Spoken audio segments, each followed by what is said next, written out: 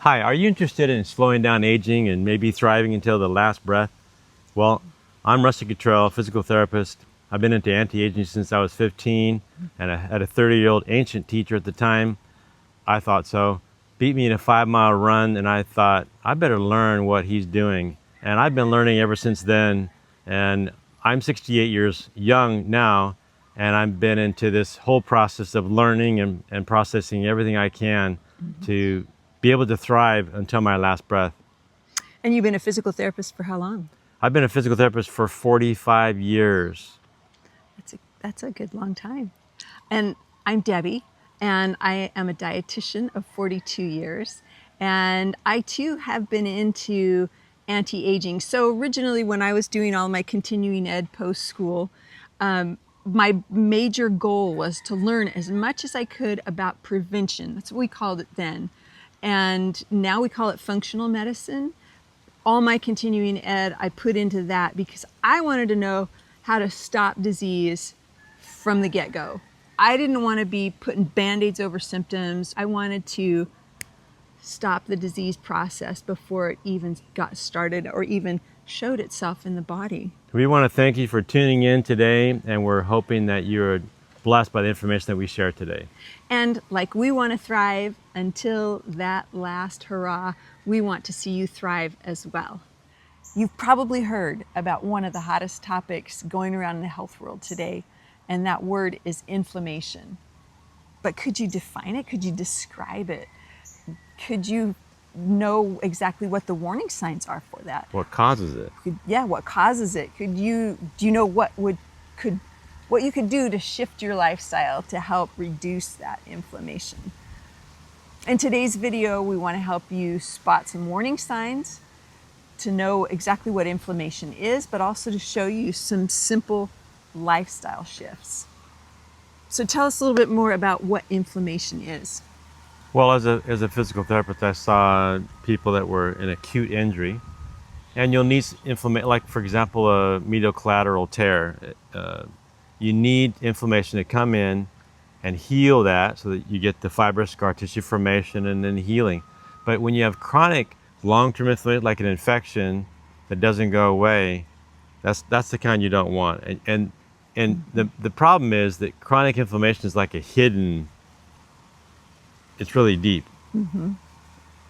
So we want the acute, kind of like the fire alarm that goes off when there's acute inflammation. It's short and it helps to save lives. But that chronic inflammation is more like the fire alarm that never goes off.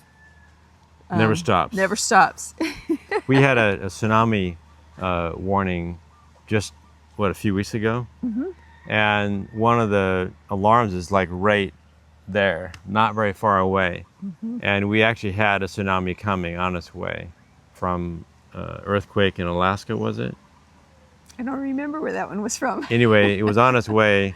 And then towards the end, as it got closer and closer, it was going off every half an hour.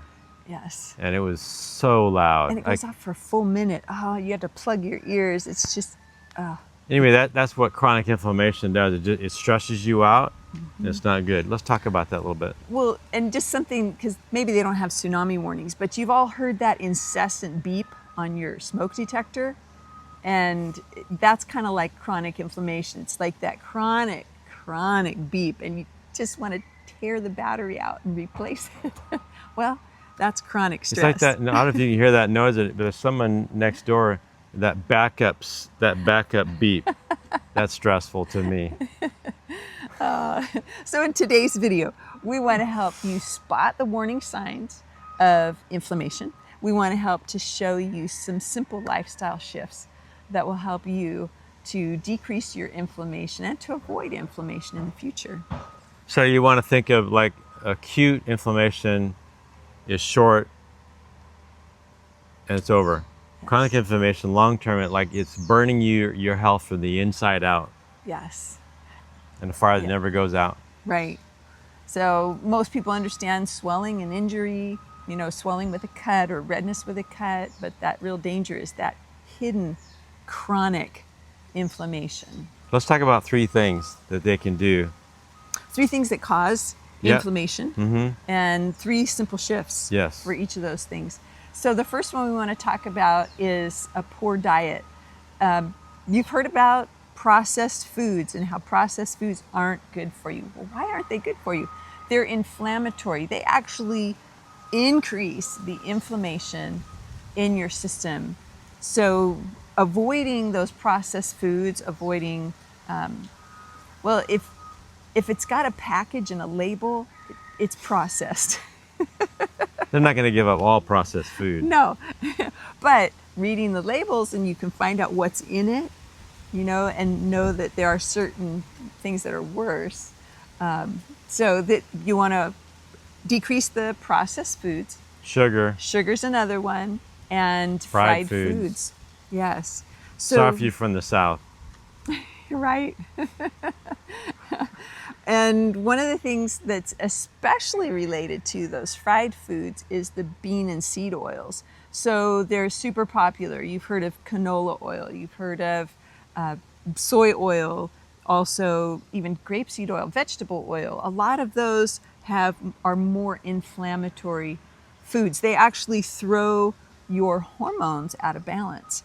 So when you think of the hormones being out of balance, think of actually a hormone called cortisol that raises, and it's one of those things that increases the inflammation in the system. So avoiding those bean and seed oils, and they also throw off your omega-6 and omega-3 balance. And when you throw that off, it leads to more inflammation. You need cortisol, you just don't need it all day long. Well, yeah, or all night long. Because again, it has to do with stress. That acute stress is important, but having it all the time is what. Like you got a work deadline, you need some cortisol. Get her done. That's right. That's right. So thinking of the get her done kind of a thing, a lot of us are under chronic stress, right? Which is our second item that actually can increase inflammation. And then we're not system. sleeping well. Right. Chronic stress and not sleeping. So let's just think of someone who watches a very stressful movie just before they go to bed. Not a good idea. Cortisol levels are high, and maybe they go to bed and they've been on a screen, during that time with blue light. That also increases cortisol levels. And then you think about maybe they're going to bed in a room that's maybe too warm, but also might have night lights in it. Each of those things, light in the room at night, can also increase those stress hormones in the body. And poor sleep. So thinking about it's kind of like being stressed when you're sleeping. Yes. So again, that all increases inflammation. So one thing we can do is an hour before bedtime, you can just try to cut out all screen time. That'll help. It's challenging. I have an alarm on my phone, and sometimes when that goes off, I go, I'm not done with what I'm doing. But then the logic kicks in, and I go, this is important because I need to prep my body for a good night's rest, because it also helps to lower that cortisol. And you can break the stress cycle by doing something just as simple as deep breathing. Yes. Even a walk in nature, that can also... Like these trees here, this mango tree, just looking up at the leaves and just seeing them move with the wind. And And sometimes, and I get it, there's days that I am just swamped. I've got a ton of things to do. Even if I can just take a minute as I'm running from the car to the grocery store to take in something as simple, like you said, as just a minute to look at the trees, or even a minute to sit in my car before I get out to take some deep breaths and to remind myself that chronic stress isn't helpful, and that I can help to decrease that. When you're in that cycle too, your immune system is stuck on the on mode. And so what that does is actually causes tissue destruction, damage. So taking a break actually helps to switch off the immune system that's stuck in the on position. Well, they've actually found a study that they've studied people who nap, 20 minutes or so during the day. They actually have reduced cardiovascular disease. Yes. Significant. Definitely significant. I don't nap, but you could. But even sometimes we'll take a minute to sit in the chair and just, as far Be. as we have an outside swinging chair Just that be. we can sit in just to be and look at nature. That helps. So what's the third one? Sedentary lifestyle is one of the worst things you can do. Tell us more about that sedentary lifestyle. Well, your circulation gets decreased. As soon as you decrease your circulation, now you're causing inflammation. Interesting. So not getting up and moving, sitting for long periods of time, decreases our circulation. So it would seem to me, and you can correct me if I'm wrong, but it seems to me that when your circulation gets lower, you're not being able to get the junk out of the body. And because circulation, the organs and things take the good in, pump the bad out. So when you're not pumping the bad out, then it's kind of getting stuck, and maybe that's part of what causes inflammation. Well, circulation actually takes nutrients. You're eating processed that food. Nutrients have to get out to the body. If your circulation is poor, that's not really happening. As a physical therapist, I want nutrition to get to my knee patients. I want that to heal better. When that doesn't happen, you also develop toxins, in a sense, get built up, which causes inflammation in the joint or wherever you're dealing with that. But also, sedentary lifestyle leads to increase in belly fat. Wow. Belly fat's one of the worst ones when it comes to fat deposits in the body. Just having that belly fat increases inflammation chemicals 24/7. Ouch. Okay, that's not good. No. So moving is imperative. So I heard about, someone was talking about how important it is to get my 10,000 steps in a day. Well, 10,000, that was good. It was kind of a marketing thing. Research says you don't have to do that as much, but just I would say, let's say there was a study from UCLA that you needed 2,800 to 7,100 for cardiovascular. All-cause mortality in the Lancet was 3,900 steps in a day. And the people over 60 needed between 6,000 to 8,000 steps for just to decrease all-cause mortality. Okay. So I mean, if you want to do 10, do 10. I do at least that. So how do they keep track of their steps? Some people might be familiar with it, some people might not. Well, your phone will do that if you carry it, which I don't like carrying my phone. A Fitbit will also count them. Yes, this is true. Yeah. So kind of keeping track.